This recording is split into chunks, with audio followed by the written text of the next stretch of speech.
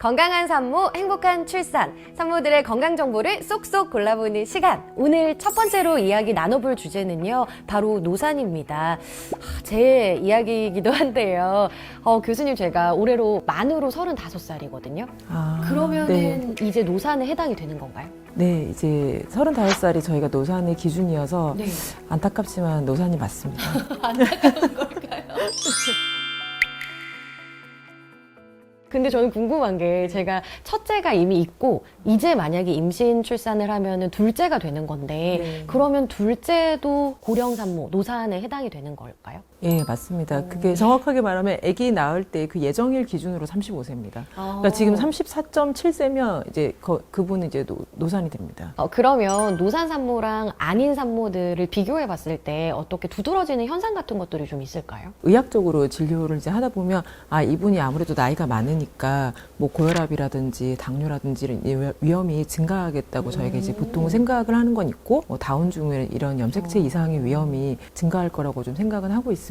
근데 그게 이제 본인이 그러면 내가 노산이면 내가 너무 위험이 증가하네 이렇게 걱정하시는 경우가 많은데 실제로는 이제 그 위험이 20배, 30배 이렇게 된다기보다 다른 산모에 비해서 약간 증가한다는 거여서 사실은 대부분은 괜찮습니다. 근데 제가 또 들어보니까 임신을 하는 이런 나이대도 당연히 중요하지만 더 중요한 거는 사실 산전 관리라고 해요. 네. 그 어떤 것들이 있을까요? 그 위험이 굉장히 드라마틱하게 증가하진 않기 때문에 사실은 산모의 나이가 많다고 저희가 더 자주 보고 그러지는 않습니다. 네. 그래서 보면서 다른 산모들하고 똑같이 관리를 하다가 중간에 이제 저희가 임신 중독증이나 임신 전 당뇨나 이런 게 없는지를 좀 더 잘 보는 정도이지 산전 관리가 더 막 이렇게 많이 들어가고 그러지는 않습니다. 질환이 있는 경우에는 저희가 아무래도 산전 관리의 횟수가 점점 늘어나면서 좀 더 자주 이제 좀 보게 됩니다.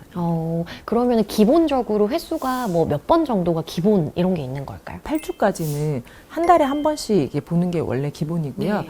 이제 28주부터는 2주에 한 번씩 보게 되고, 이제 만삭인 37주부터는 일주일에 한 번씩 보는 게 이제 보통 기본 이제 패턴인데요.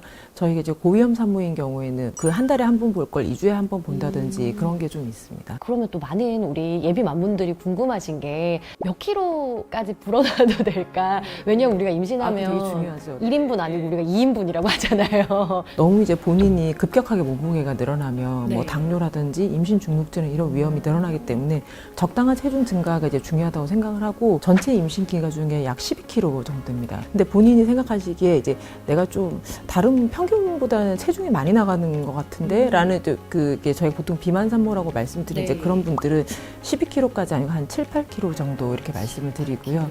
이제 이렇게 날씬하신 분들 같은 경우에는 한 14, 5kg까지는 괜찮습니다. 14, 5kg. 그러니까 이게 본인의 어떤 몸무게에 따라서 7, 8kg부터 14, 5kg 안에는 다 괜찮다라고 말씀을 해주시는 거군요. 그러면 이제 우리 고령 산모분들이 임신을 준비하실 때 계획을 좀 세우시잖아요. 이런 것들을 계획해 주시면 좋다 하는 것도 있을까요? 일단 기본적으로 뭐 풍진이라든지 수두라든지 이런 이제 그 혈액 검사를 좀 하고 그런 걸 이제 꼭 하시도록 말씀을 드리는데요. 왜냐하면 이제 예방 접종이 사실은 대부분의 산모들은 그거에 대해서 항체가 있거든요. 네. 90% 이상은 있는데 이제 가끔 이제 항체가 없는 경우에는 저희가 백신을 맞추고 임신을 하게 이제 말씀을 드리는데 백신을 맞고 나서 이제 한 달에서 3달 이후에 임신을 할 수 있기 때문에 그것 때문에 오히려 본인이 임신할 수 있는 시기가 늦춰지기 때문에 고령의 임신을 시도할수록 임신할 수 있는 확률, 가입력이라고 얘기하는데 그 확률이 점점점 떨어지는데 그런 걸로 이제 몇 개월을 소모하면 또 아까우니까 그렇죠.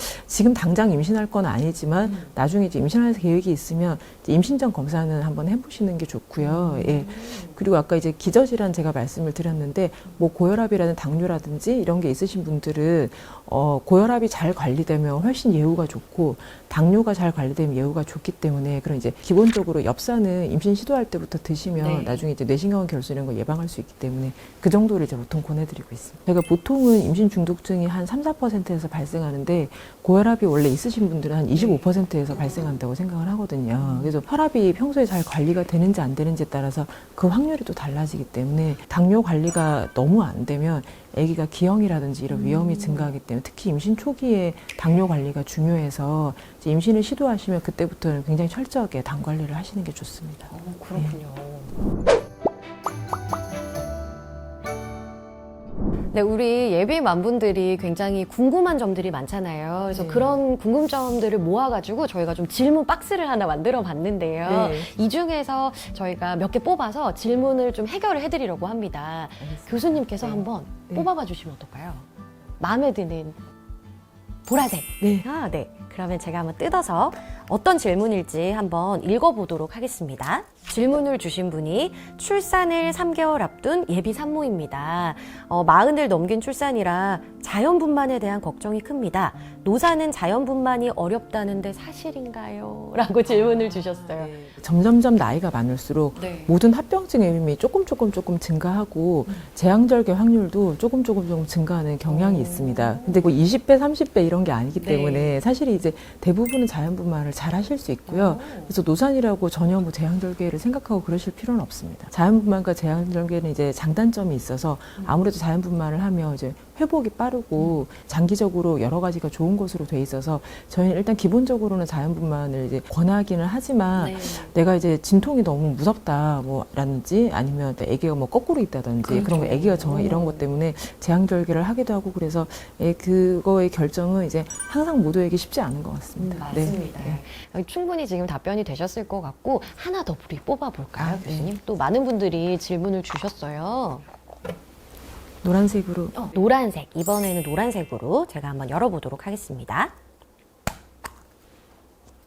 질문이 노산이다 보니 병원에 갈 때마다 해야 할 검사가 늘어나는 것 같아요. 저보다는 아이가 걱정돼서 가급적이면 검사를 하려는데 비용이 만만치 않습니다. 꼭 필요한 검사, 받지 않아도 되는 검사가 있을까요? 특히 양수검사라고 또 적어주셨어요. 아, 맞아요. 고민되실 그래서, 것 같아요. 예, 요즘에 이제 저희가 그 통합기형화 검사라고 피검사가 있고, 네. NIPT라고 태아 DNA 검사가 있고, 양수검사가 있는데, 옛날에는 35세 이상인 경우에는 무조건 약간 양수검사를 권하는 경향이 있었는데, 최근에는 양수검사 위험도 좀 줄었고, 네. 근데 반대로 이제 태아 DNA 검사라든지 NIPT 검사라든지 아니면 이제 통합기형화 검사도 정확도가 많이 늘어났기 때문에, 나이 때문에 저희가 어떤 검사를 권하지는 않고요. 여러 가지 이제 장단점을 설명하고 산모가 원하는 대로 하도록 하고 있습니다.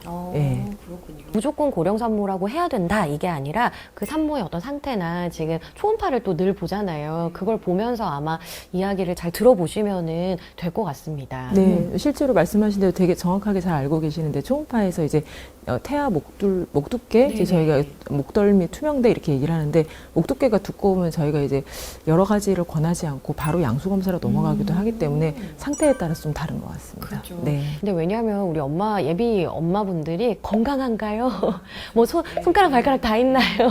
이런 거잖아요. 그러니까 이건 임신 기간 내내 아마 좀 마음에 있으실 것 같은데 이게 고령 산모만 생각하는 문제가 아니라 초산이건 뭐 아니면은 두 번째 산모건 다 네. 걱정하는 문제니까 너무 이렇게 걱정 안 하셔도 네. 될 것 같습니다. 마지막으로 하나만 더 뽑아볼까요? 네, 알겠습니다. 그러면 하늘색. 오늘 하나씩 이렇게 색깔을. 자, 그러면 제가 이거를 또 뽑아보도록 할게요.